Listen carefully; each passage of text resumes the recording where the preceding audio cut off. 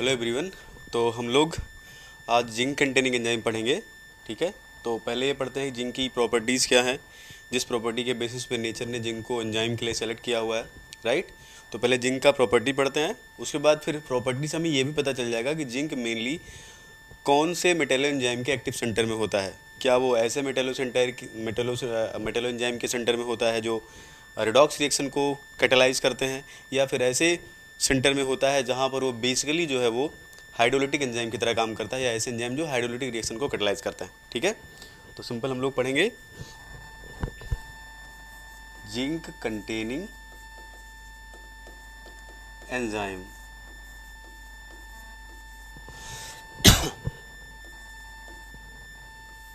ठीक है, सिंपल यहाँ पे nature has utilises nature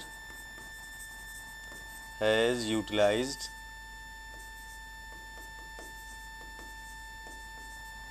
Zn2 in active Zn2 at the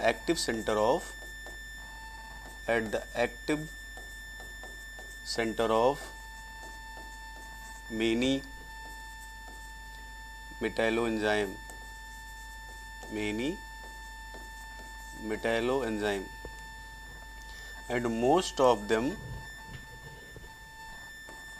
and most of them mainly catalyze hydrolytic reactions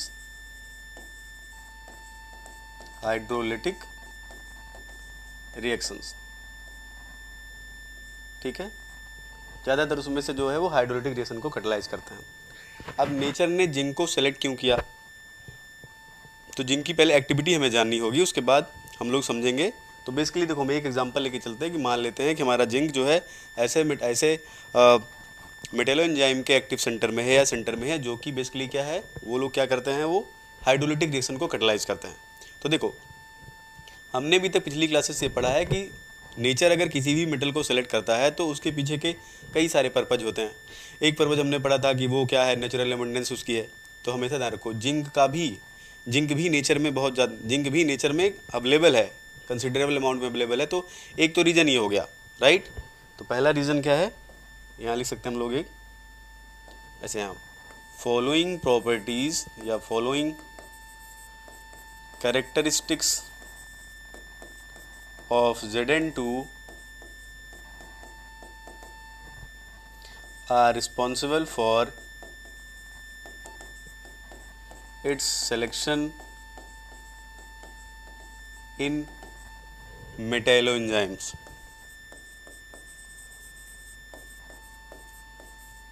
right, तो property के बारे में समझते हैं। देखो, एक तो पहली चीज क्या है, इट हैज, ऐसे लिखो, Zn2 plus has natural abundance. Right, nature में काफ़ी क्वांटिटी में है, तो एक रीज़न है। लेकिन हमेशा ध्यान रखो, कभी भी इसको मेन रीज़न मत लिखना, क्योंकि बहुत सारे, जैसे सिलिकन भी नेचुरल एबंडेंस है, सिलिकन भी नेचर में बहुत ज़्यादा है। ठीक है, तो नेचर में बहुत ज़्यादा है लेकिन उसको कंसीडर नहीं किया गया है। लेकिन कई सारे ऐसे लोग हैं जिनको नेचुरल एबंडेंस की वजह से लिया गया। लेकिन ध्यान रखो, मेन रीज़न कभी मत लिखना, लेकिन सारे रीज़न में से एक रीज़न है। जो इंपॉर्टेंट रीज़न है वो है, आगे सुनते हैं। देखो, Zn2 plus behave as Lewis acid. अच्छा, इससे क्या होगा, लुईस एसिड की तरह अगर ये बिहेव करेगा तो कई सारी रिएक्शन को एक्टिवेट कर सकता है, कई सारे सिस्टम को एक्टिवेट कर सकता है। Via this behaviour it activates many reactions. देखो कैसे, एग्जाम्पल से समझते हैं। देखो, जैसे मान लो कि मैं आपसे बोलूं कि हमारे पास CO2 है और वाटर है, इसकी रिएक्शन हम कराते हैं, क्या बनेगा, H2CO3। रेट क्या होता है इसका, स्लो रेट होता है। लेकिन अगर हम इसी वाटर को Zn2 प्लस के साथ जोड़ दें, Zn2 वाटर प्लस CO2, यहाँ जो H2CO3 बनेगा प्लस Zn2, ये क्या होगा, फास्ट। तो देखो हुआ क्या, जिंक 2+ की प्रेजेंस में रिएक्शन क्या हो गई, फास्ट हो गई। क्या किया इसने, इधर देखो, ये क्या करता है Zn2+, देखो वाटर जो है क्या है, ये वीक न्यूक्लियोफाइल है, वीक न्यूक्लियोफाइल, राइट। अगर मैं इसको Zn2+ से जोड़ दूंगा तो Zn2+ क्या है, ये एसिड है, लुईस एसिड है, ये लुईस एसिड। ये क्या करेगा, इससे इलेक्ट्रॉन डेंसिटी खींचेगा, तो यहाँ से क्या बन जाएगा, Zn2+ OH माइनस दिखा सकते हैं, प्लस क्या हो जाएगा H+। अब ये OH माइनस वो है, ये क्या है, स्ट्रॉन्ग न्यूक्लियोफाइल। तो इसने किया क्या, इसने जो वाटर वीक न्यूक्लियोफाइल था, जब अकेला था वो वीक न्यूक्लियोफाइल था, इसने उसको जोड़ के किस में कन्वर्ट कर दिया, स्ट्रॉन्ग न्यूक्लियोफाइल में। और स्ट्रॉन्ग न्यूक्लियोफाइल की वजह से रिएक्शन क्या हो गई, ये फास्ट हो गई। तो जिंक ने क्या किया है, इस स्लो रिएक्शन को एक्टिवेट कर दिया है, फास्ट कर दिया है, राइट। किस वजह से, क्योंकि ये लुईस एसिड है, ठीक है। दूसरी चीज़ समझो, जिंक ऐसा भी कर सकता है कि मान लो हमारे पास ये कार्बोनिल सिस्टम है, ठीक है, ऐसे, ठीक है, और यहाँ पे हम किसी न्यूक्लियोफाइल का अटैक कराना चाहते हैं, ठीक, और हमारे पास एक दूसरा कार्बोनिल सिस्टम है जो जिंक से जुड़ जाए, ये क्या है, लुईस एसिड, राइट। अब सिंपल सी बात है, अगर ये इससे इलेक्ट्रॉन डेंसिटी खींचेगा तो इसका मतलब यहाँ पे पार्शियल पॉजिटिव बढ़ेगा ना, जितना ज़्यादा पार्शियल पॉजिटिव बढ़ेगा यहाँ पर न्यूक्लियोफाइल का अटैक उतना क्या होगा, फास्ट, यहाँ क्या होगा, स्लो अटैक। इसका मतलब यहाँ रेट क्या हो जाएगी, rate of reaction high, rate of reaction more, और जब जिंक नहीं लगा होगा इससे तो रेट ऑफ रिएक्शन क्या हो जाएगी, स्लो। तो इसका मतलब जिंक जो है क्या कर रहा है, इस सेंटर को एक्टिवेट कर रहा है, इस OH को एक्टिवेट कर रहा है, किस प्रॉपर्टी की वजह से, अपनी लुईस एसिडिक बिहेवियर की वजह से, राइट। और देखो ये बिहेवियर आपको कहाँ देखने को मिलता है, पहला वाला, ये वाली प्रॉपर्टी आपको देखने को मिलेगी किसमें, कार्बोनिक एनहाइड्रेज में, राइट। वहाँ पर इस तरह से जिंक काम करता है या रिएक्शन को एक्टिवेट करता है। और जो दूसरी वाली प्रॉपर्टी है, ये वाली आपको कहाँ देखने को मिलेगी, अभी हम लोग आगे पढ़ेंगे, कार्बोक्सी पेप्टिडेज में, राइट। फिर आपके मन में एक सवाल आना चाहिए, क्या सिर्फ Zn2+ ही लुईस एसिड है क्या, नहीं, बहुत सारे लोग लुईस एसिड है, उनको नेचर ने क्यों नहीं लिया, देखते हैं कैसे। देखो कॉपर 2+ जो है और Zn2+ में ये होता है साइज का ऑर्डर, आपको पता होगा ये कि कॉपर 2+ का साइज जो है वो Zn2+ से क्या होता है, छोटा, ये है साइज। इसका सिंपल से मतलब हुआ कि copper 2+ is strong Lewis acid then Zn2+, ठीक है। अगर ऐसा है तो why copper 2+ is not selected at the active site of hydrolytic enzyme, ये क्यों नहीं लिया गया, जबकि अच्छा एसिड है ये तो और रिएक्शन को एक्टिवेट करेगा, रिएक्शन को और फास्ट करेगा, ठीक है। क्यों नहीं लिया जाता, क्योंकि कॉपर 2+ जो है ये रिडॉक्स एक्टिव है, राइट। ये कॉपर +1 में जा सकता है इसमें, तो ये क्या क्रिएट कर सकता है, साइड रिएक्शंस क्रिएट कर सकता है, side reactions can be created.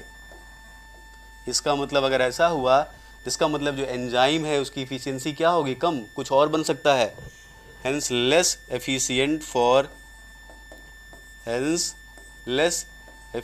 For such kind of reaction.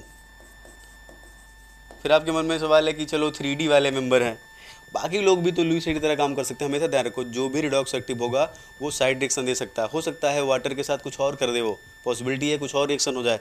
अगर वो रिएक्शन हो गई तो इसका मतलब अगर आपका एक्टिव सेंटर किसी दूसरी रिएक्शन में इन्वॉल्व हो गया तो क्या जितना इफिशिएंट आपको रिएक्शन चाहिए उतनी इफिशिएंट रिएक्शन वो दे पाएगा, नहीं दे पाएगा, तो फिर नेचर उनको क्यों सेलेक्ट करेगा, right.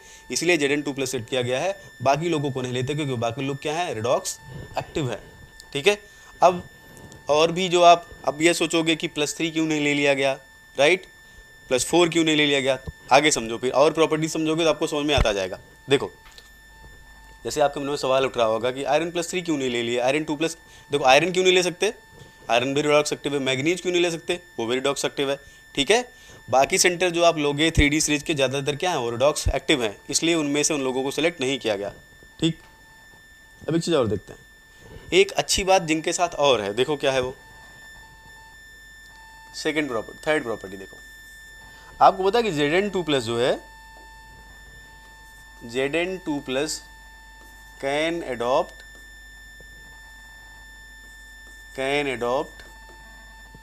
geometry having coordination number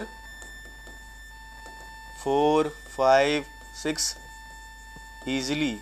why, क्यों ऐसा है, बिकॉज, देखो ध्यान सुनो, बिकॉज Zn2 प्लस क्या है, D10 है, CFSC क्या है फिर D10 के लिए 0। अब बताओ जिसकी CFSC 0 है उसको चाहे तुम टेट्राहेड्रल करो, उसको चाहे तुम ऑक्टाहेड्रल करो, क्या वो किसी पर्टिकुलर ज्योमेट्री के लिए स्पेसिफिक बिहेवियर शो करेगा, नहीं। इसका मतलब है कि अगर उसको 4 कोऑर्डिनेशन नंबर से 5 कोऑर्डिनेशन नंबर में जाना हो या 5 से 4 कोऑर्डिनेशन नंबर में जाना हो तो इतना कुछ टाइम नहीं लगने वाला। इसका मतलब क्या होगा, लेवाइल। देखो सुनो ध्यान से, अगर CFSC 0 इसका मतलब हुआ no special preference for any particular geometry.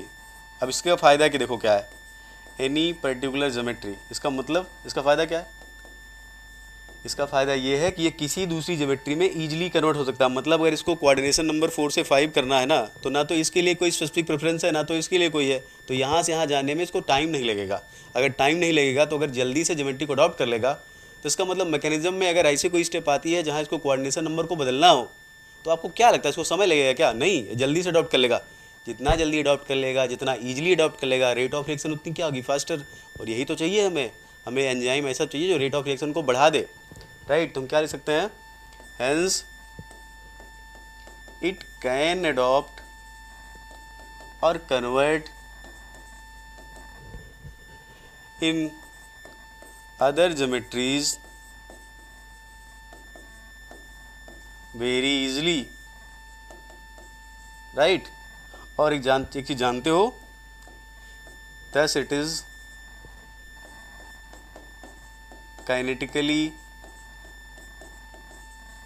Highly लेवाइल, right, kinetically लेवाइल बोल सकते हो, ठीक, काइनेटिकली लेवाइल। इसका सिंपल सा मतलब है कि जोड़ना हुआ तो भी जोड़, राइट। देखो किसी ज्योमेट्री में इजीली जा सकता है, इसका मतलब किसी लिगेंड को जोड़ सकता है, जोड़ भी सकता है और निकाल भी सकता है, तो इसका मतलब क्या है, ये लेवाइल है, राइट। लेवाइल होगा क्योंकि CFSC क्या है, इसकी 0 है।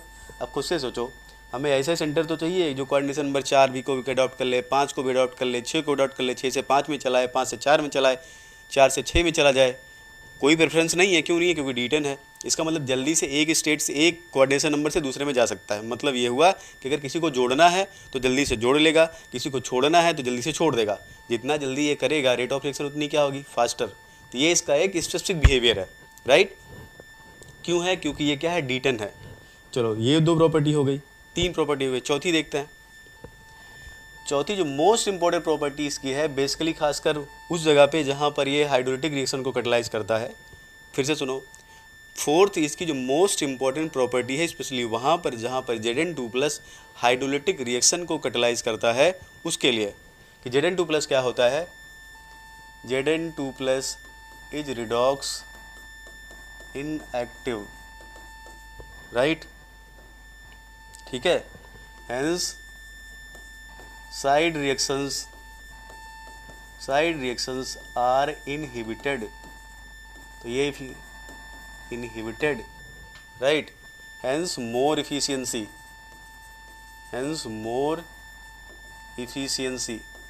अब देखो कि ध्यान से सुनो, जो पहले की तीनों प्रॉपर्टीज़ हैं वो बहुत सारे सिस्टम में आ सकती है। जैसे कॉपर भी जो है ज्योमेट्री को अडॉप्ट कर सकता है, इतना चेंज नहीं है। बाकी भी सिस्टम है जो ज्योमेट्री को अडॉप्ट कर सकते हैं। नेचुरल एबंडेंस भी उनकी है, कोऑर्डिनेशन नंबर घटा बढ़ा सकते हैं, एसिड की तरह काम कर सकते हैं। ये प्रॉपर्टी सिर्फ इसी के पास है, यहाँ ध्यान ले लेना, ये मोस्ट इम्पॉर्टेंट प्रॉपर्टी यही है। तो अगर कभी पूछा जाए ना चारों ऑप्शन में दे दी जाए, पूछ लिया जाए कि जिंक को हाइड्रोलिटिक एंजाइम में क्यों रखा गया है, तो अगर चारों प्रॉपर्टी दी जाए तो इसको सेलेक्ट करना, क्योंकि बाकी तीनों तो कई सारे लोगों के पास हो सकती हैं, ये सिर्फ इसके पास है, right. Most important property required for efficient hydrolytic activity, efficient hydrolytic activity, right, या जिंक एक्टिविटी बोल सकते हो। जिंक एंजाइम में जो बेसिकली एक्टिविटी है, या Zn2+ एंजाइम एक्टिविटी, ये प्रॉपर्टी ध्यान रखनी है Zn2+ के बारे में, ठीक है। तो इसलिए नेचर ने Zn2+ को सिलेक्ट किया है कई सारे एंजाइम में, और बेसिकली वहाँ पर जहाँ पर ये हाइड्रोलिटिक की तरह काम करता है। हम लोग लिवर एल्कोहल डिहाइड्रोजनेज के बारे में पढ़ेंगे, जहाँ पर हाइड्राइड ट्रांसफर होता है, लेकिन वहाँ भी लुईस एसिड की तरह काम करता है। तो ध्यान से सुनो, ये लुईस एसिड की तरह काम करता है, कोऑर्डिनेशन नंबर को जल्दी से घटा बढ़ा सकता है बिना किसी प्रेफरेंस के। इसका मतलब है काइनेटिकली लेवाइल है, राइट, किसी स्पेशल ज्योमेट्री के लिए प्रेफरेंस तो है नहीं, CFSC 0 है तो लेवाइल है। ये जल्दी से जोड़ सकता है, जल्दी से निकाल सकता है, जितना जल्दी एक्सचेंज होगा रेट उतना फास्ट होगा, यही एंजाइम हमको चाहिए।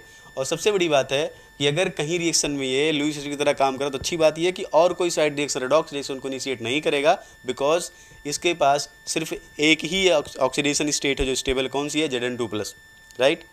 फिजियोलॉजिकल कंडीशन में Zn3+ स्टेबल नहीं होते, Zn3+ तो बहुत रेयर है, राइट। तो बेसिकली क्या है वो, यही वाले, इसीलिए नेचर ने Zn2+ को सिलेक्ट किया है, ठीक। अब हम लोग को बेसिकली 3 एंजाइम पढ़ने हैं जिंक कंटेनिंग एंजाइम में। हमें पढ़ना है जिंक कंटेनिंग एंजाइम में, जिंक कंटेनिंग एंजाइम में मेनली हमें क्या क्या पढ़ना है, हमें पढ़ना है carbonic anhydrase, carbonic anhydrase.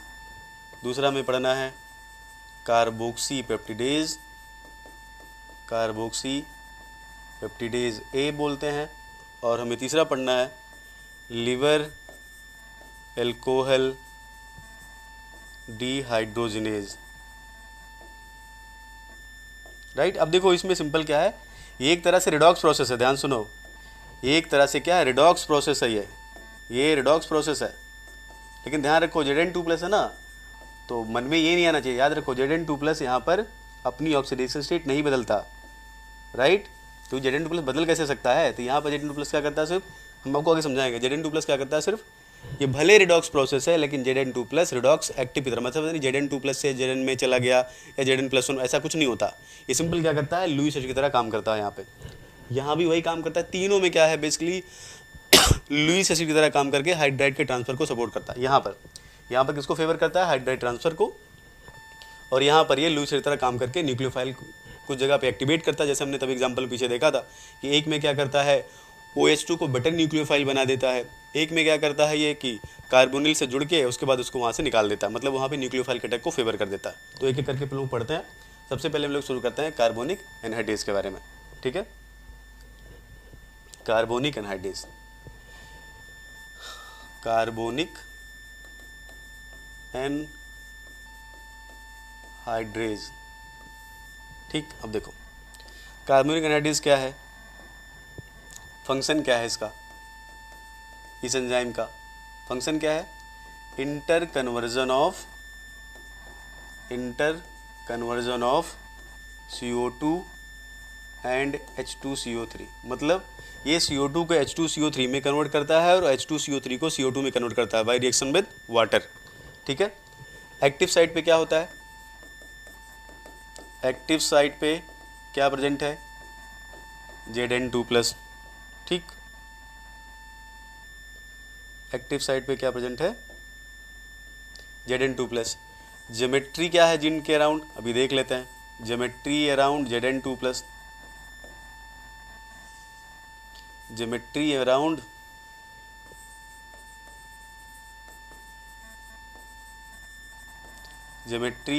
Zn2+। देखो चीज़ ध्यान से देखते हैं, ये हमारे पास ये Zn2+ है, ठीक है। यहाँ पर क्या लगा है, N histidine, right, imidazole part है, ठीक है। मैं पूरा बना देता हूँ जिससे आपको थोड़ा एक चीज़ मुझे और समझानी इसमें, तो आपको क्लियरिटी रहेगी, ठीक है। देखो यहाँ ये हमारी कैविटी है, और यहाँ पे मैं लिखता हूँ Zn2 प्लस, यहाँ पर NH,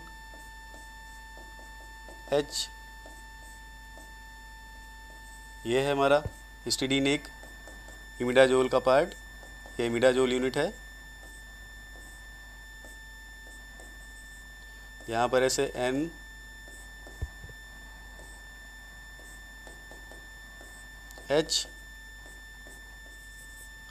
और यहाँ पर क्या है, वाटर। ध्यान सुनो, एक्चुअली वाटर जो है वो OH फॉर्म में कन्वर्ट होता है, राइट। यहाँ पर क्या है, OH है, ऐसे है, ठीक। और यही OH जो है किस तरह काम करता है, न्यूक्लियोफाइल की तरह काम करता है। अब मैं एक चीज़ आपको समझाता हूँ, ये OH में कन्वर्ट कैसे हुआ। देखो एक्चुअली Zn2 प्लस जो है ऐसे था, वाटर ऐसे, ठीक। तो यहाँ पर इसी कैविटी में, यहाँ पर मैं वहाँ दिखा नहीं रहा हूँ, यहाँ हिस्ट्री लगा देना। यहाँ पर एक, ध्यान से देखो इधर, NH,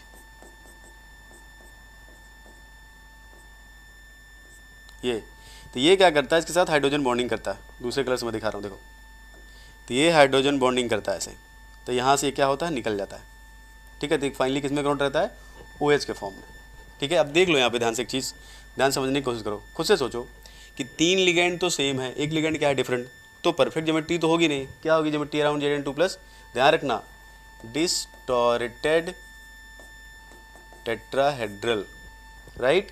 3 हमारे पास इमिडाजोल है और हमारे पास एक क्या है, OH ग्रुप जुड़ा हुआ है।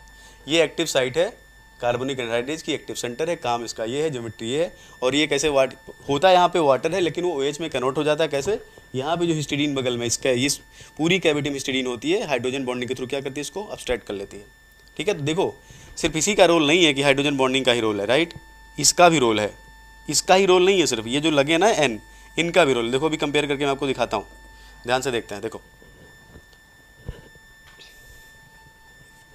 तो पहला सवाल तो देखो, सबसे पहला सवाल ये कि नेचर को कार्बोनिक एनहाइड्रेज की ज़रूरत क्या है, राइट। देखो हमें पता है कि टिश्यू में क्या होता है, CO2 जनरेट होती है। कैसे जनरेट होती है, by oxidation of food, right. C6H12O6 plus 6O2, right, 6CO2 plus 6H2O plus यहाँ एनर्जी। अब इस CO2 को बाहर निकालना है, तो CO2 जो होता है वो वाटर से रिएक्शन करता है, राइट। किस में कन्वर्ट होता है, H2CO3। ये रिएक्शन क्या है, बहुत स्लो, इतनी स्लो है कि CO2 बाहर निकल ही नहीं पाएगी। तो इसका मतलब ये हुआ कि बॉडी के अंदर pH बढ़ता जाएगा, CO2 की कंसंट्रेशन बढ़ जाएगी। pH बढ़ने का मतलब सिंपल सी बात है, पर्टिकुलर pH पे ही सेल फंक्शन करती है। उसके बियॉन्ड pH चला गया, मतलब उससे कम हो गया या उससे ज़्यादा हो गया, तो बॉडी फंक्शन करना या सेल की बहुत सारी एक्टिविटीज़ हैम्पर्ड हो जाएंगी। तो CO2 को जल्दी से निकालना है, ये प्रोसेस क्या होती है, बहुत स्लो। तो अगर मान, क्योंकि वाटर क्या है, वीक न्यूक्लियोफाइल है, तो स्लो रिएक्शन करेगा ये। अब अगर मान लो मैं CO2 की रिएक्शन OH माइनस से करा दूं, तो ये रेट तो फास्ट होगी, रिएक्शन तो फास्ट होगी, HCO3 माइनस बनेगा, ये फास्ट होता है, नियर अबाउट K होता है 10⁴ मोल इनवर्स, ये इनवर्स सेकंड। क्यों ऐसा मैं कह रहा हूँ, क्योंकि ये जो है सेकंड ऑर्डर रिएक्शन है। लेकिन आपको पता है OH माइनस आपको तब मिलेगा जब बॉडी में pH क्या हो, ग्रेटर देन 9। अब इतना pH बॉडी के अंदर कहाँ है कि 9 से ज़्यादा pH हो। OH माइनस की इफेक्टिव कंसंट्रेशन तभी होगी जब pH 9 से ज़्यादा होगा, राइट। इसकी इफेक्टिव कंसंट्रेशन तभी होगी, इफेक्टिव कंसंट्रेशन आपको तभी मिलेगी जब बॉडी में जहाँ पे रिएक्शन हुआ pH 9 से ज़्यादा हो। बॉडी के pH का रेंज ही कितना, 4 से 9 है, 9 से ज़्यादा होगा तो OH माइनस मिलेगा। इसका मतलब ये जो है, ये फिजियोलॉजिकल कंडीशन में आपको मिलेगा ही नहीं, फिजियोलॉजिकली नॉट पॉसिबल। तो ये तो कर नहीं सकते हम। OH हमारे पास, OH माइनस हमारे पास है नहीं जिससे हम जल्दी निकाल सकें, वाटर रिएक्शन कर नहीं रहा है। इसका मतलब हमें किसी न किसी और चीज़ की ज़रूरत है। तो किसकी ज़रूरत हमें पड़ी, कार्बोनिक एनहाइड्रेज की। अगर यही OH माइनस हमारे पास होता तो शायद हमें कार्बोनिक एनहाइड्रेज की ज़रूरत नहीं होती, ठीक है, शायद। मैं ऐसा नहीं कर रहा हूँ कि नहीं होती, शायद नहीं होती। तो देखो नेचर ने क्या डेवलप किया फिर, कार्बोनिक एनहाइड्रेज। क्या करता है, देखो कार्बोनिक एनहाइड्रेज, ध्यान से देखो इधर, Zn2 प्लस। अब देखो तभी मैंने बताया था, Zn2 प्लस के साथ जो OH है ये यहाँ से इसको निकाल देगा, किस में कन्वर्ट करता है, Zn2OH प्लस H प्लस। अब ये जो वाटर है इसके कंपैरिजन में ये जो क्या है, ये क्या है, गुड न्यूक्लियोफाइल, गुड न्यूक्लियोफाइल। और देखा ये गया है कि ध्यान से देखो इधर Zn2 प्लस वाटर और यहाँ N3 मतलब तीनों के तीनों हिस्टिडीन प्लस, या OH लिख देता हूँ simple, Zn2 plus OH N3, इसकी रिएक्शन जब CO2 से कराई गई, राइट, ये कार्बोनिक एनाइड्स है, तो यहाँ पर Zn2 प्लस N3 हमारे पास बचा, प्लस यहाँ बना SCO3 माइनस। इस रिएक्शन में जो रेट आई वो लगभग आई 10⁸ सेकेंड इनवर्स। कितनी फास्ट है देख रहे हो, ये OH माइनस वाले से भी ज़्यादा फास्ट है। फिर आपके मन में सवाल कि अगर मान लो मैं कंपेयर करूँ OH माइनस का और Zn2 प्लस OH माइनस का, तो सिंपल सी बात है, ये तो बेटर न्यूक्लियोफाइल है, ये न्यूक्लियोफिलिसिटी का ऑर्डर होगा। फिर रिएक्शन फास्ट कैसे हो गई? फास्ट इसलिए हो गई क्योंकि जिंक जो है ना, जब CO2 को लाता है अपनी कैविटी के अंदर, तो वो CO2 को क्या करता है, डिफरेंट काइंड, ध्यान सुनो मेरी बात, अगर अभी नॉर्मल आप रिएक्शन कराते हो तो नॉर्मल रिएक्शन में जनरली क्या होता है, न्यूक्लियोफाइल अच्छा है, लेकिन रेट पता है स्लो क्यों होती है? उसका रीज़न ये है कि ऐसा ज़रूरी नहीं है कि जितने OH माइनस है वो सारे के सारे इफेक्टिवली कार्बन डाइऑक्साइड से रिएक्शन नहीं करें। क्यों रिएक्शन नहीं करेंगे? क्योंकि मीडियम इतना है, वो कहीं कोई इधर भाग सकता है, कोई इधर अलग तरह के मूवमेंट करके इधर जा सकता है, इधर जा सकता है, इधर जा सकता है, तो ज़रूरी नहीं है हर बार इंटरेक्शन ही हो जाए, तो आपको इसलिए इफेक्टिव रेट ज़्यादा नहीं दिखाई देती। यहाँ पे ऐसा नहीं है, यहाँ पे क्या है, इधर सुनो ध्यान से, देखो इधर,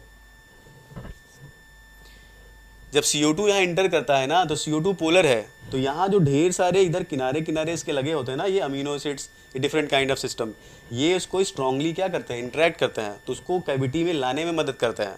तो मतलब ये हुआ कि जो इफिशियंसी है रिएक्शन की वो क्या होती है, ज़्यादा होती है।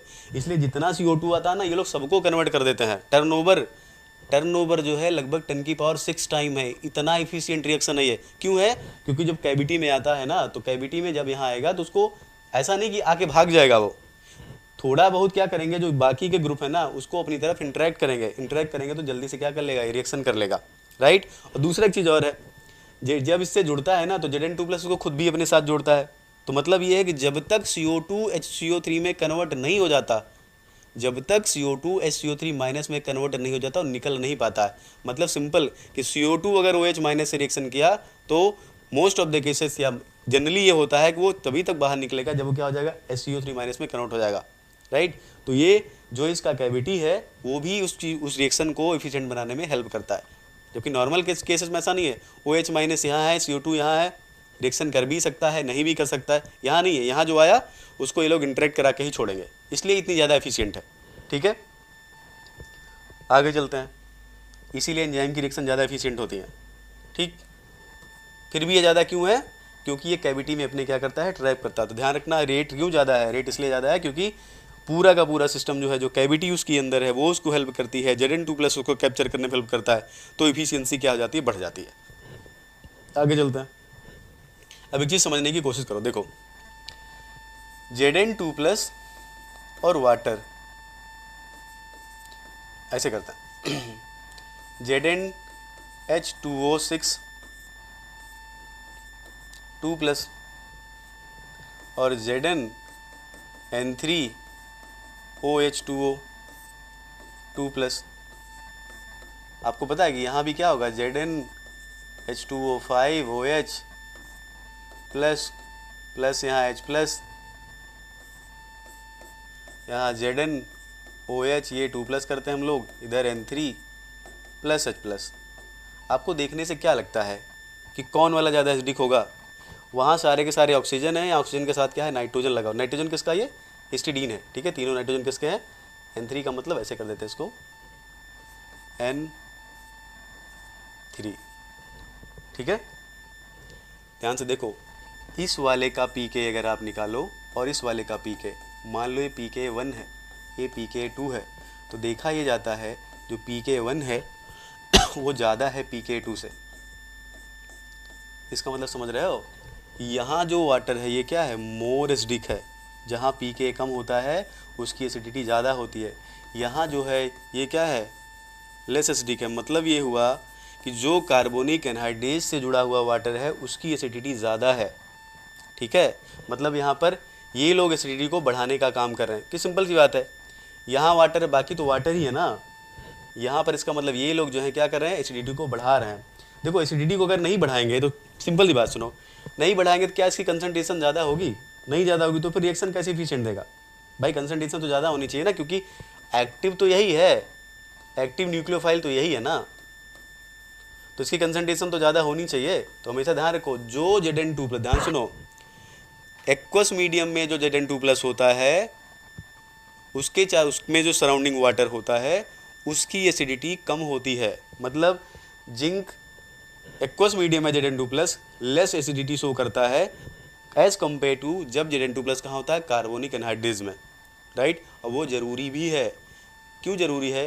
ज़रूरी इसलिए है कि अगर मान लो, ध्यान सुनो मेरी बात, जैसे मान लो कि अगर वाटर जो है नॉर्मल कंडीशन में जो है एक्टिव नहीं था, सिर्फ Zn2+ प्लेस कर देते तो क्या हो जाता, कुछ ना कुछ तो न्यूक्लियोफिलिटी बढ़ी जाती, तो वो रिएक्शन कर लेता, राइट। लेकिन वो उतना एफिशिएंट OH- जनरेट नहीं कर पाता, ये इतना OH- से नहीं दे पाता जितना OH- ये देगा।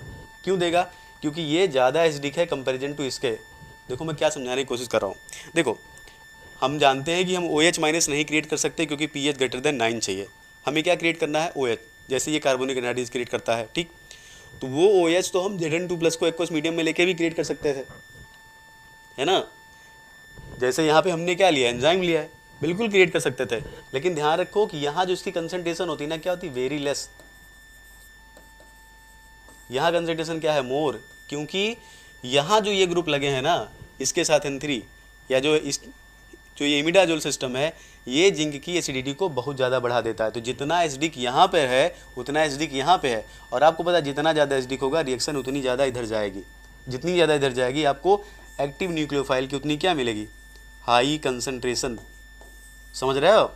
और दूसरा, एफिशिएंसी क्यों ज़्यादा है? क्योंकि कैविटी के अंदर जो आएगा बिना रिएक्शन किए बाहर नहीं जाएगा, क्योंकि ये लोग एक बार जोड़ लेंगे तो पूरा कंप्लीट करके ही छोड़ेंगे उसको, क्योंकि मेटल से भी कोऑर्डिनेट। अभी रिएक्शन मैकेनिज्म में आप देखोगे, वो स्टेप जब आएगी तो मैं आपको समझाऊंगा कि देखो एफिशिएंसी क्यों बढ़ रही है, वहाँ पे आपको दिखाऊंगा। देखो इस पैटर्न की वजह से भी एफिशिएंसी बढ़ती है, ठीक है। समझ में आ गया? अब देखो सवाल ये है कि ये लोग क्या करते हैं, ये ज़्यादा एसिडिक क्यों है, जबकि यहाँ पे तो क्या लगा है, Zn2+ के साथ क्या लगा है, ऑक्सीजन। इसमें Zn2+ के साथ क्या लगा है, नाइट्रोजन।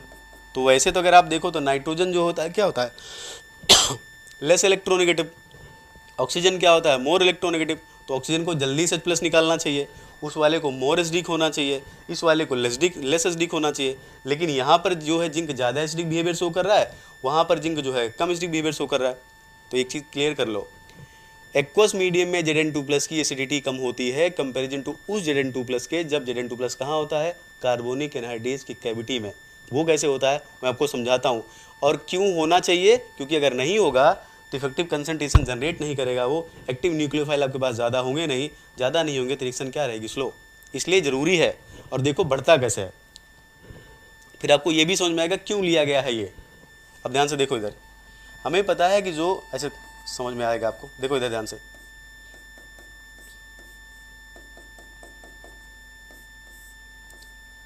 आपको पता है ये कॉन्जुगेटेड सिस्टम है, राइट। इसके पास क्या होगा, कॉन्जुगेटेड सिस्टम में इसके पास पाई एंटी बॉन्डिंग होगी ना, मतलब ये क्या है, कॉन्जुगेटेड सिस्टम है ना, तो पाई एंटी बॉन्डिंग होगी इसके पास। तो Zn2+ क्या करेगा, इस लिगैंड के पास जो पाई एंटी बॉन्डिंग ऑर्बिटल है, ऐसे दिखा सकते हैं हम लोग, पाई एंटी बॉन्डिंग ऑर्बिटल ऐसे दिखा सकते हैं। इसकी डी ऑर्बिटल के इलेक्ट्रॉन क्या होंगे, वो इसमें डीलोकेलाइज, किसमें, पाई स्टार में। ये देखो ये बड़ा मॉलिक्यूल है, इसमें कॉम्प्लिकेटेड होगा, तो मैंने आपको सिर्फ समझाने की कोशिश कर रहा हूँ कि जो इसमें पाई एंटी बॉन्डिंग ऑर्बिटल होती हैं वो वैकेंट ऑर्बिटल है। और पाई एंटी बॉन्डिंग क्यों है, क्योंकि ये कॉन्जुगेटेड सिस्टम है। हमेशा देख लो जितने भी कॉन्जुगेटेड सिस्टम होंगे जिसके पास भी पाई बॉन्ड होता है ना, उसके पास पाई एंटी बॉन्डिंग होती है। और जितना ज़्यादा कॉन्जुगेशन होगा पाई एंटी बॉन्डिंग की एनर्जी उतनी कम होगी, एनर्जी जितनी कम होगी मेटल के इलेक्ट्रॉन का उतना इफेक्टिव डीलोकलाइजेशन होगा। तो ये कॉन्जुगेटेड सिस्टम है, राइट। देखो यहाँ पर ये इधर जाएगा इधर जाएगा इधर जाएगा, कॉन्जुगेट देखो ये कॉन्जुगेटेड सिस्टम है ये, राइट। और जितना कॉन्जुगेटेड होगा पाई स्टार की एनर्जी कम होगी, तो क्या करेगा ये, जिंक की जो डी ऑर्बिटल है, D10 है ना, सारी ऑर्बिटल भरी हुई हैं, तो इफेक्टिव उनके इलेक्ट्रॉन का क्या होगा, डीलोकलाइजेशन। अगर डीलोकलाइजेशन होगा तो क्या एक ही थोड़ी है, 3 लोग हैं ना यहाँ पे, सब में डीलोकलाइजेशन होगा, यहाँ भी। अगर डीलोकलाइजेशन होगा तो यहाँ पर मेटल के पास लेस इलेक्ट्रॉन डेंसिटी होगी, लेस इलेक्ट्रॉन डेंसिटी, और इलेक्ट्रॉन डेंसिटी अगर कम होगी, आपको पता है जिसके पास इलेक्ट्रॉन डेंसिटी कम होती क्या करता है वो, उसके साथ जो लोग लगे हैं ना उनसे इलेक्ट्रॉन खींचता है। अगर उनसे इलेक्ट्रॉन खींचेगा मतलब किससे इलेक्ट्रॉन खींचेगा, वाटर में जो जिंक ऑक्सीजन बॉन्ड है किससे खींचेगा इलेक्ट्रॉन, इस बॉन्ड से, इससे इलेक्ट्रॉन खींचेगा। ये इलेक्ट्रॉन खींचेगा, जल्दी से यहाँ से क्या निकाल देगा, ये H+ निकाल देगा, और H+ निकालेगा, इसका मतलब सिंपल क्या हो गया, राइट, लेस इलेक्ट्रॉन डेंसिटी, ठीक है। इसीलिए क्या हो जाएगा, हेंस मोर एसिडिक, ठीक है। तो यहाँ पर जो इमिडाजोल है वो क्या काम कर रहा है, इमिडाजोल सिर्फ ये नहीं एक सिस्टम को स्टेबलाइज कर रहा है, इमिडाजोल एक काम और कर रहा है कि Zn2+ की एसिडिटी को बढ़ा रहा है। कैसे बढ़ा रहा है, इमिडाजोल कॉन्जुगेटेड सिस्टम है, उसके पास पाई बॉन्ड है तो उसके पास back and pi antibonding होगी, क्योंकि कॉन्जुगेटेड सिस्टम है तो एंटी बॉन्डिंग एनर्जी लो होगी, उसमें डी का इलेक्ट्रॉन इफेक्टिवली डीलोकलाइज होगा। Zn2+ पे जो होगा, ध्यान सुनो मेरी बात, Zn2+ पे Zn2+ पे जो होगा, एक मिनट,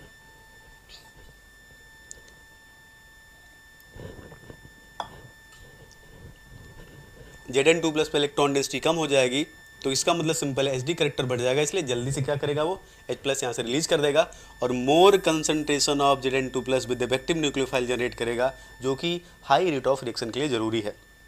क्लियर। अब हम चलते हैं आगे। तो हमें रोल भी समझ में आ गया कि हिस्टिडीन का क्या रोल है। अभी एक रोल और हिस्टिडीन का, वो भी हम देखेंगे, ठीक है।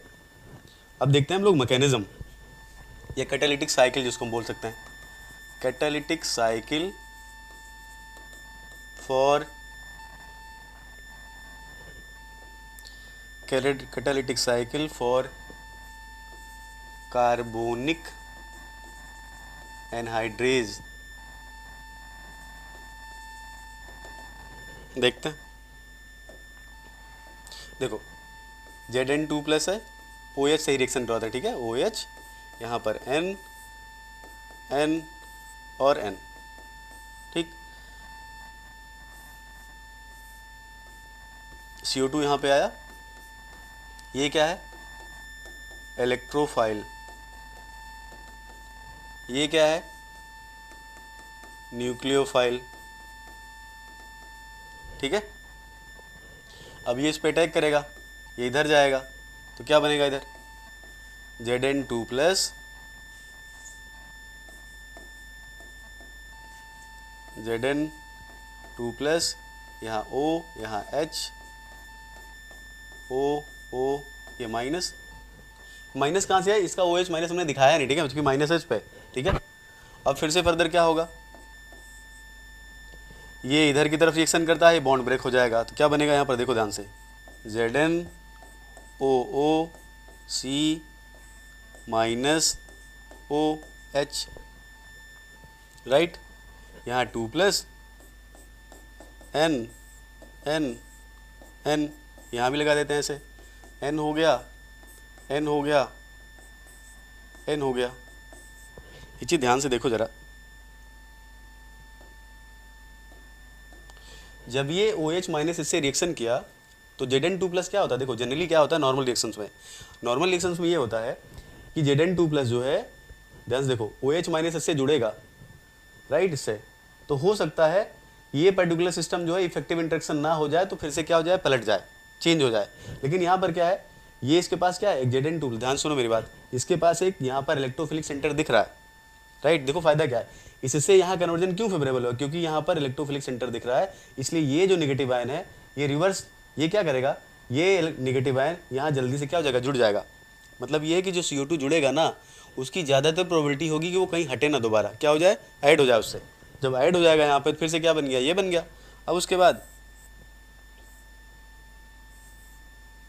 यहाँ पर हम लोग क्या ऐड कर रहे हैं, H2O, तो क्या निकलेगा सिंपल यहाँ पर H2CO3, और हमारा क्या बन जाएगा, ये प्रोडक्ट बन गया, ऐसा लिख सकते हैं।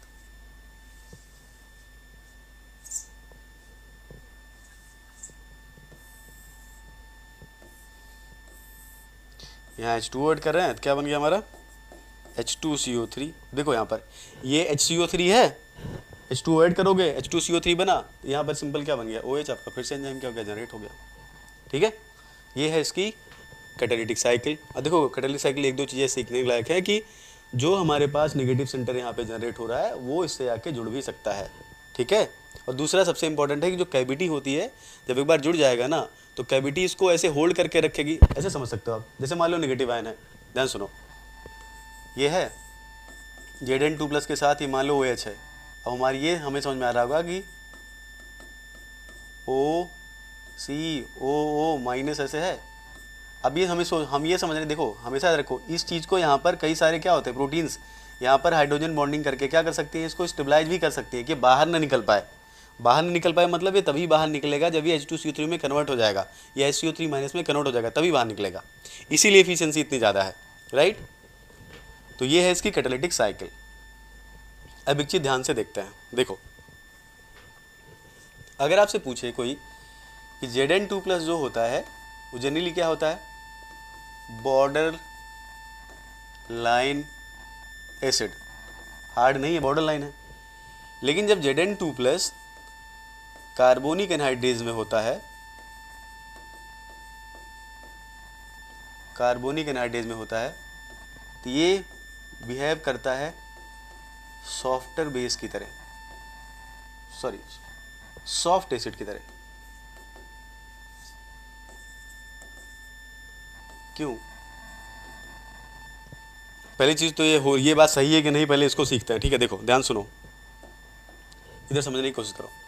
अगर आपको थोड़ा बहुत भी HSAB कॉन्सेप्ट पता होगा, hard soft acid base concept पता होगा, तो आपको पता है, इधर देखो एक प्रोसेस होती है सिम्बायोसिस। सिम्बायोसिस कॉन्सेप्ट क्या है कि अगर किसी भी सेंटर के अराउंड आप सॉफ्ट लिगेंड लगाते हो तो सॉफ्ट नेचर का जो सेंटर है वो सॉफ्ट की तरह बिहेव करना शुरू करेगा, राइट।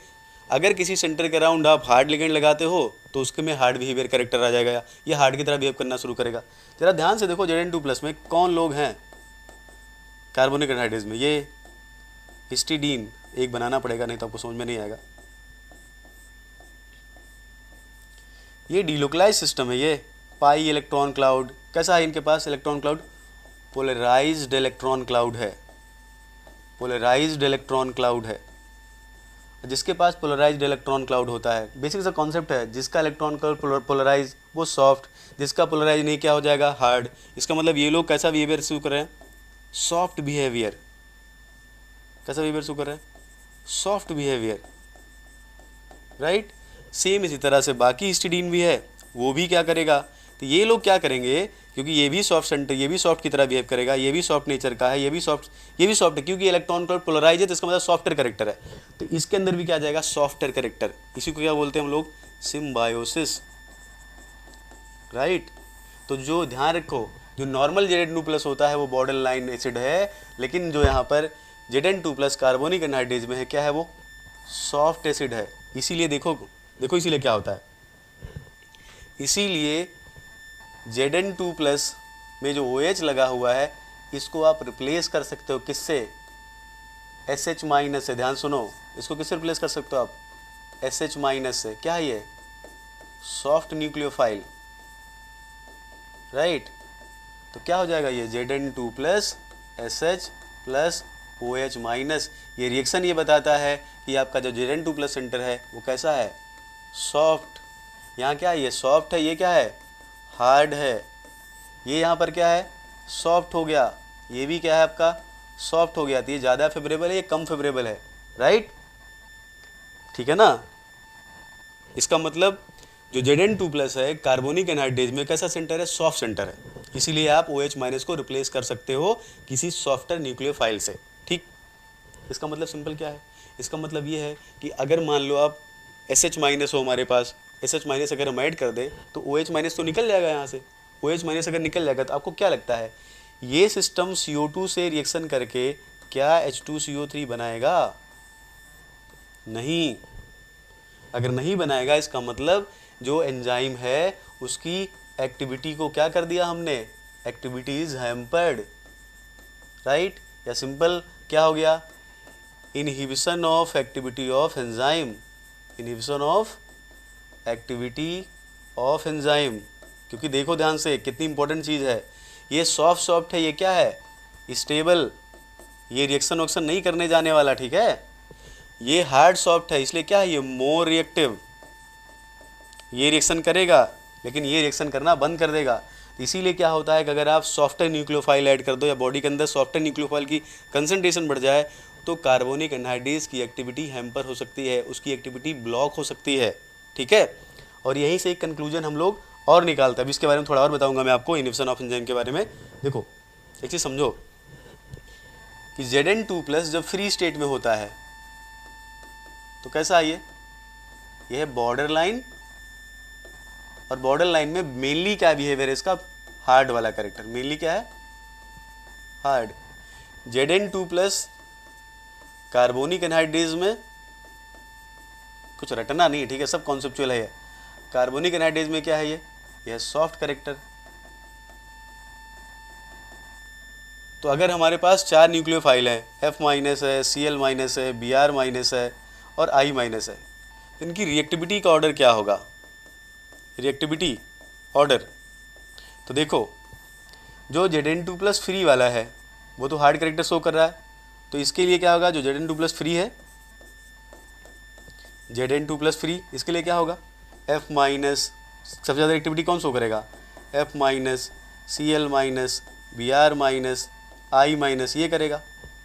ठीक है, लेकिन अगर यही Zn2+ कार्बोनिक एनहाइड्रेज वाला हुआ, कार्बोनिक एनहाइड्रेज वाला हुआ, थोड़ा और मैं, Zn2+ अगर यही कार्बोनिक एनहाइड्रेज वाला हुआ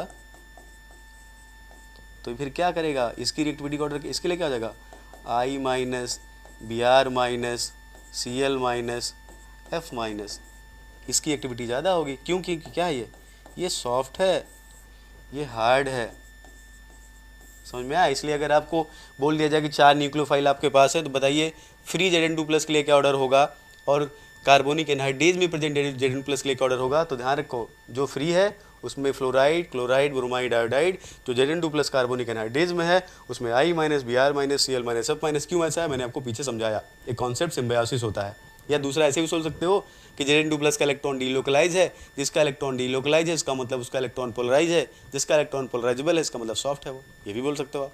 चाहो आप दोनों कॉन्सेप्ट से समझ सकते हो। ठीक, अब देखो एक चीज़ तो हमको यहाँ से क्लियर हो गई कि अगर हम कोई भी सॉफ्टवेयर न्यूक्लियोफाइल लाते हैं तो हम कार्बोनिक एनहाइड्रेज की एक्टिविटी को बंद कर सकते हैं। तो इसका मतलब ये है कि कार्बोनिक एनहाइड्रेज की एक्टिविटी को ब्लॉक किया जा सकता है बाय इंक्रीजिंग कंसंट्रेशन या by placing anions which have softer character. ठीक है, तो पढ़ लेते हैं उसके बारे में कि कैसे इनहिबिट होती है एक्टिविटी, कैसे रोक सकते हैं हम लोग। Inhibition of activity of carbonic anhydrase. ठीक है, ठीक, चलो देखते हैं। देखो anions like SH-, I-, right, even N3-, CNO-, ठीक है, या फिर सल्फोनामाइड,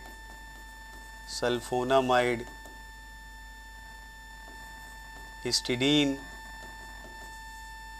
ETC, ये लोग जो हैं ETC कैन ब्लॉक या कैन इनहिबिट एंजाइमेटिक एक्टिविटी,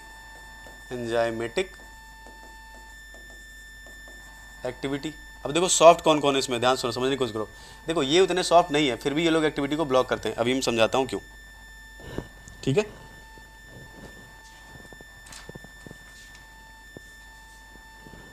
यहाँ पे और जोड़ लेते हैं, Cn- भी कर लेते हैं। ठीक है, Cn-, तो देखो जैसे HS- है, राइट, या सल्फोनामाइड हो गया, सल्फोनामाइड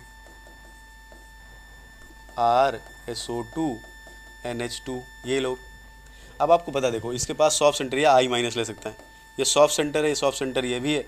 इसके पास भी क्या है, ये ऑक्सीजन से बाइंड कर सकता है, नाइट्रोजन से बाइंड कर सकता है, राइट, डिलोकलाइजेशन यहाँ भी सॉफ्ट सेंटर है। ठीक है, अरे देखो कैसे सॉफ्ट हुआ, इधर समझो।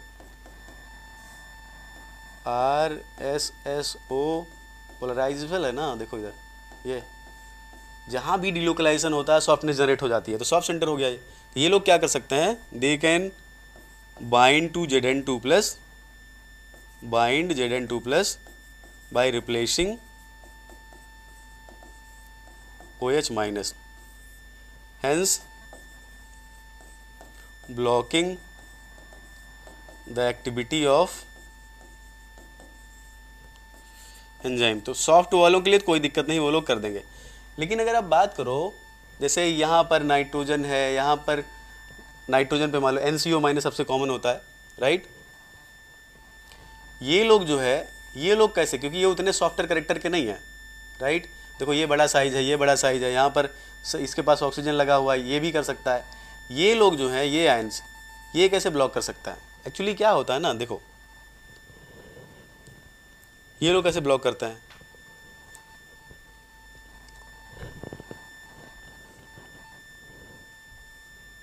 देखो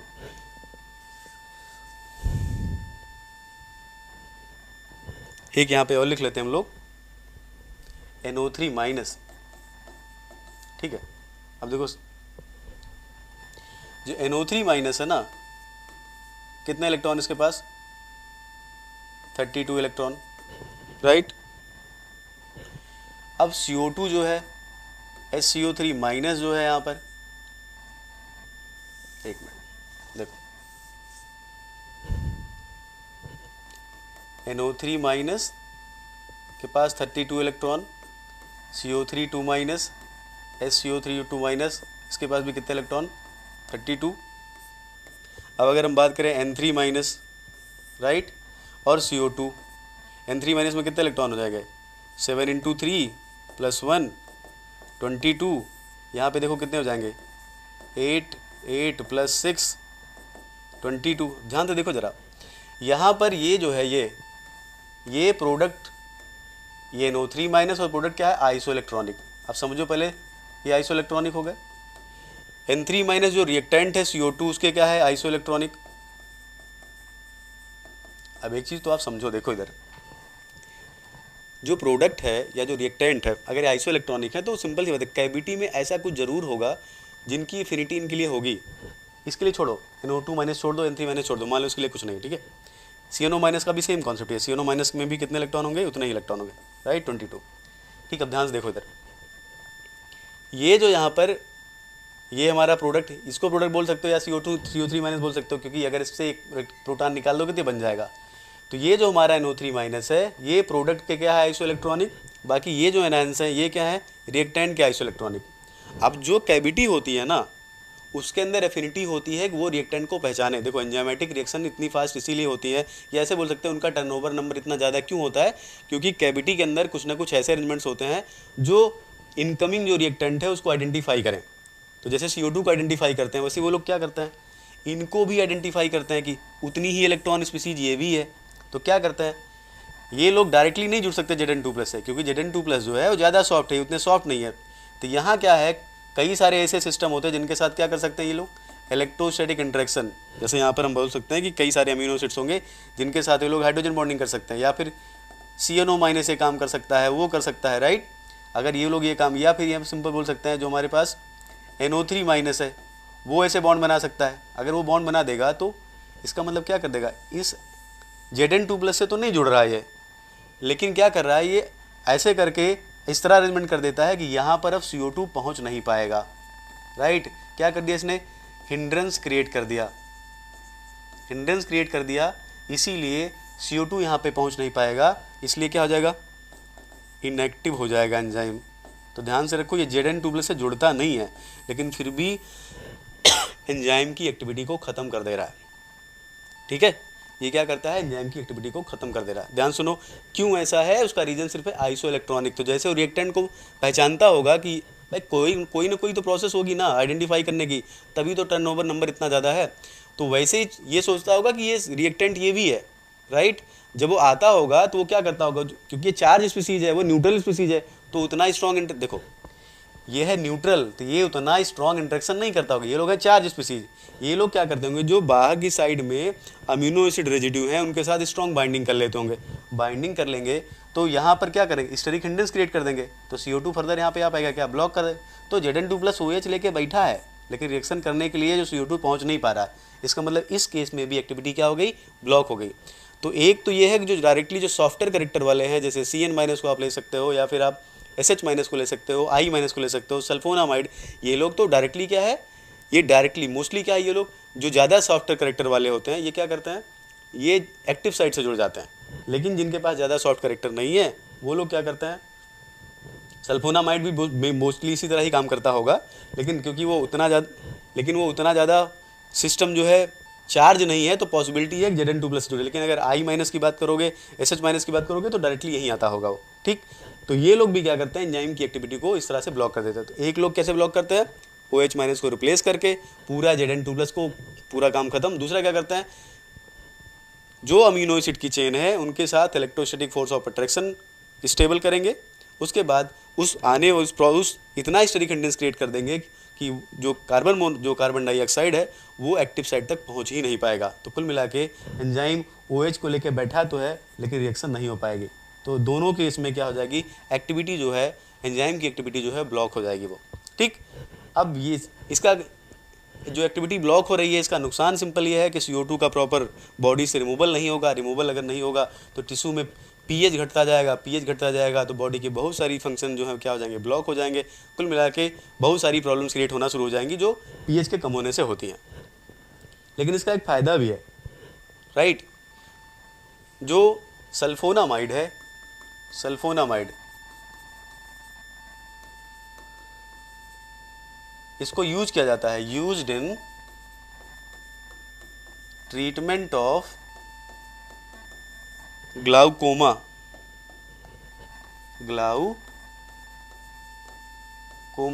अच्छा, ग्लाउकोमा में होता क्या है, एक्चुअली ग्लाउकोमा में क्या होता है ना, जो आइज़ होती हैं, ये आई डिजीज़ है, राइट।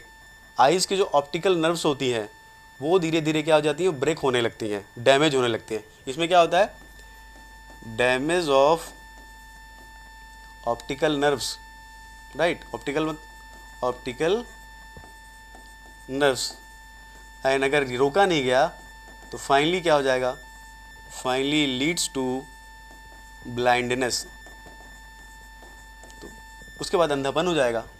तो उसको ट्रीटमेंट में किया जाता था। ग्लाइकोमा होता है क्या, देखो आइज का जो पोस्टीरियर पोर्शन होता है वहाँ से फ्लूइड बाहर की तरफ आता है, सामने की तरफ, जहाँ हमारी कॉर्निया है।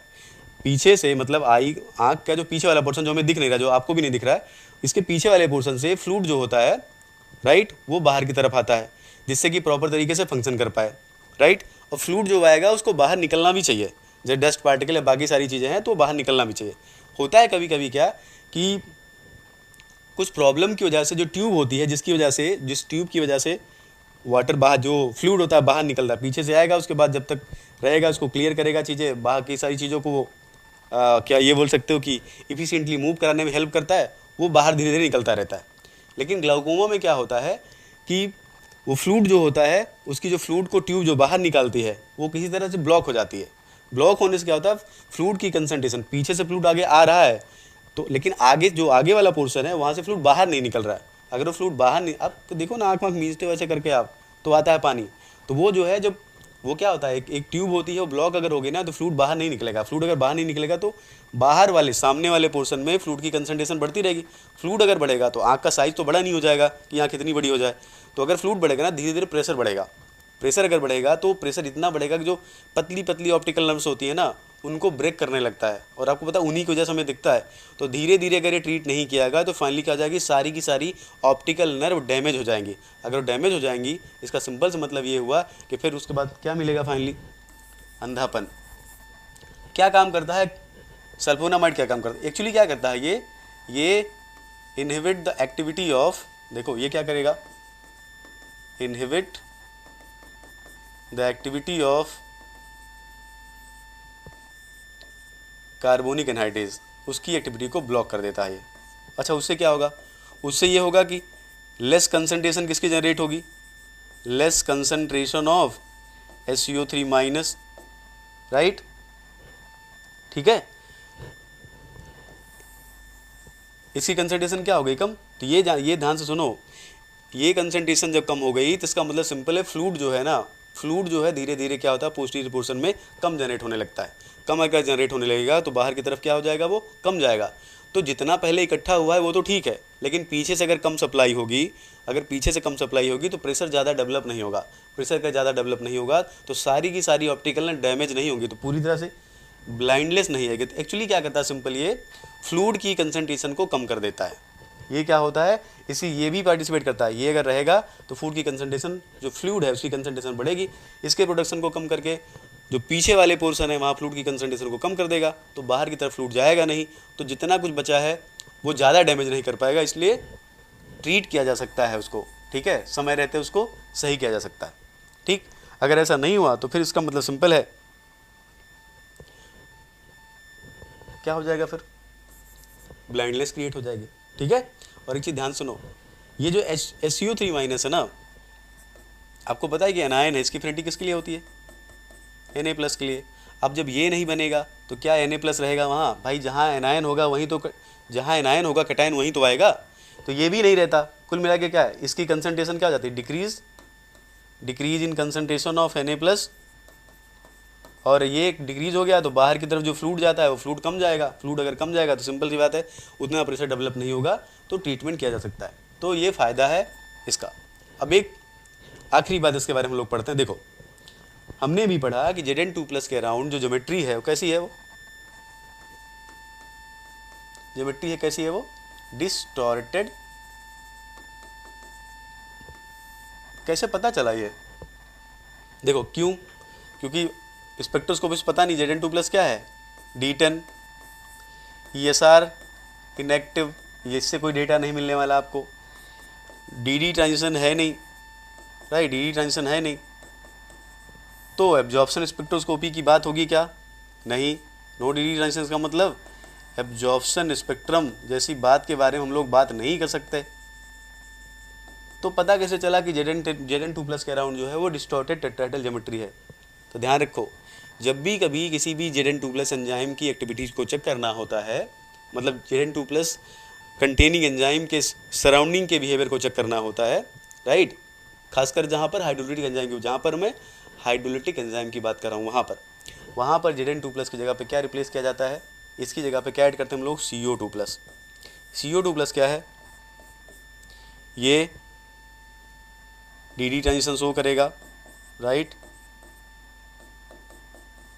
ठीक, इसका मतलब एब्जॉर्प्शन स्पेक्ट्रम मिलेगा हमें। अब इतना तो आपको आइडिया होगा ना कि एब्जॉर्प्शन स्पेक्ट्रम से आप डेल्टा वैल्यू से आप इतना तो आइडिया लगा सकते हो ना कि ज्योमेट्री टेट्राहेड्रल है कि ऑक्टाहेड्रल है, राइट। ESR एक्टिव भी होता है, ये ESR एक्टिव होगा तो इसका मतलब आपको ज्योमेट्री के बारे में आइडिया लग सकता है, ज्योमेट्री के बारे में आइडिया लग सकता है, राइट, ज्योमेट्री आप फाइंड आउट कर सकते हो। तो जिंक जगह पे क्या यूज किया जाता है, CO2+, ठीक है। तो CO2+ जान कॉमन, अच्छा एक चीज़ ध्यान से रखो, CO2+ कॉमनली क्यों यूज करते हैं, एक रीज़न इसका ये है कि देखो CO2+ CO3+ में पहली चीज़ तो इजीली कन्वर्ट नहीं होता, ठीक। अच्छा, ये काम तो निकल भी नहीं करेगा, ठीक है, कॉपर नहीं लेना, कॉपर ये सब जल्दी कर लेता है, ठीक है। CO2+ से CO3 में नहीं जाता, मैं आपको पहले ही पढ़ा चुका हूँ, राइट, कि CO3+ से CO2+ में जाने की टेंडेंसी कितनी है, उसके लिए E0 की वैल्यू है 1.82। इसका मतलब समझते हो, CO3+ हाईली अनस्टेबल है, खासकर एक्वस मीडियम में तो बिल्कुल ही स्टेबल नहीं होगा।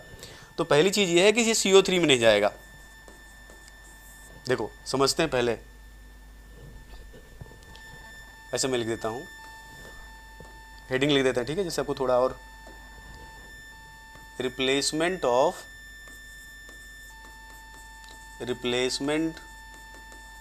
Zn2+ in carbonic anhydrase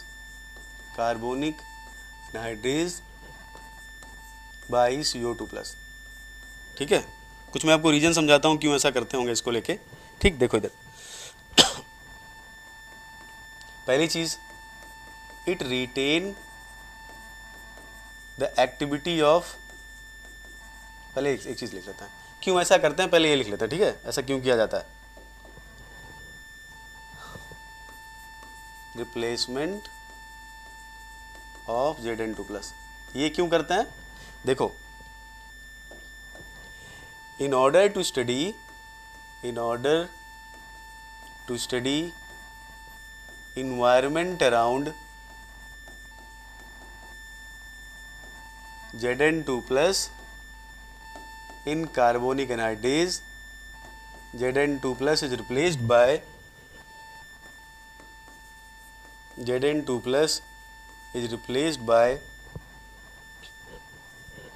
CO2 plus, right? This is because of following factors. ठीक है, क्या क्या देखो जरूरी है, राइट? पहला कि CO2 प्लस को जब आप लगाते हो ना, तो जो एंजाइम की एक्टिविटी है वो रिटेन रहती है, वो चेंज नहीं होती। क्योंकि सुनो, अगर एंजाइम की एक्टिविटी रिटेन हो गई, इसका मतलब Zn2 प्लस के टाइम दूसरा इन्वायरमेंट था और CO2 प्लस के टाइम दूसरा इन्वायरमेंट था, तो स्टडी क्या कर रहे हो आप? इसका मतलब कोई मतलब नहीं है ना। तो इसलिए एंजाइम की एक्टिविटी रिटेन होना जरूरी है। तो क्या होता है, CO2 प्लस, ऐसे लिख सकते हैं, इन प्रेजेंस ऑफ CO2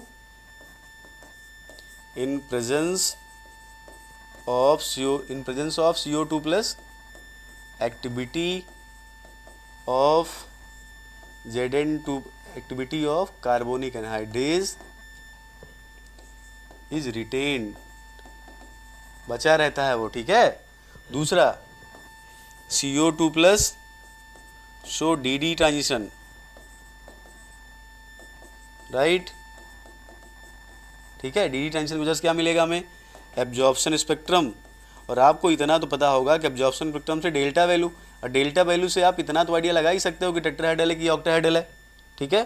और थोड़ा बहुत ज्योमेट्री के बारे में आप टेट्राहेड्रल ऑक्टाहेड्रल लगाओ तो आपको पता चल जाएगा, ठीक। और दूसरा देखो एक चीज़ और, लिगैंड का भी आइडिया आप लगा सकते हो। कैसे भाई, सिंपल सी बात है, आपको पता है कि स्ट्रॉन्ग लिगैंड होगा तो ज़्यादा स्प्लिटिंग होगी, वीक लिगैंड होगा तो मॉडल कंपाउंड एक क्रिएट कर लेते हैं, उससे हम आइडिया लगा सकते हैं कि कौन सा यहाँ पे लिगैंड होगा, राइट। देखो, मॉडल कंपाउंड क्रिएट करने का मतलब ये कि अगर आप लिगैंड बदलोगे ना, तो आपको पता है अलग अलग लिगैंड में अलग अलग डेल्टा वैल्यू आती है। तो आप इतना तो आइडिया लगा सकते हो ना कि यहाँ डेल्टा आ रही है, तो कौन से वाले केस में कौन सा ऐसा लिगैंड लगाएंगे डेल्टा वैल्यू अप्रॉक्सीमेटली इतनी है, तो उससे आपको थोड़ा ये लग जाएगा ना डोनर एटम क्या है, उसके नेचर का आइडिया लग जाएगा। हालांकि सिर्फ इसी से स्टडी नहीं हो जाएगी, और भी बाकी चीज़ें करनी पड़ेंगी, लेकिन यहाँ से आप एक बेसिक आइडिया, एक अच्छा आइडिया ले सकते हो। दूसरा एक चीज़ और है, CO2 प्लस ESR स्पेक्ट्रम भी शो कर सकता है। तो आपको पता है ESR स्पेक्ट्रम से भी जो है वो ज्योमेट्री का आइडिया लगाया जा सकता है कि टेट्राहेड्रल है, डिस्टॉर्टेड टेट्राहेड्रल है, स्क्वायर पिरामिडल है, जी पैरेलल जी परपेंडिकुलर से, ए पैरेलल ए परपेंडिकुलर से, ये सब आइडिया लग जाता है, ठीक। अब देखो एक चीज़ और, एक सवाल ये होना चाहिए कि CO2 प्लस इतना सुटेबल क्यों है, राइट। एक्चुअली क्या है, देखो ध्यान सुनो, CO2 प्लस ना वो भी टेट्राहेड्रल ज्योमेट्री को फेवर करता है, टेट्राहेड्रल ज्योमेट्री को फेवर करता है। Tetrahedral geometry is favoured bye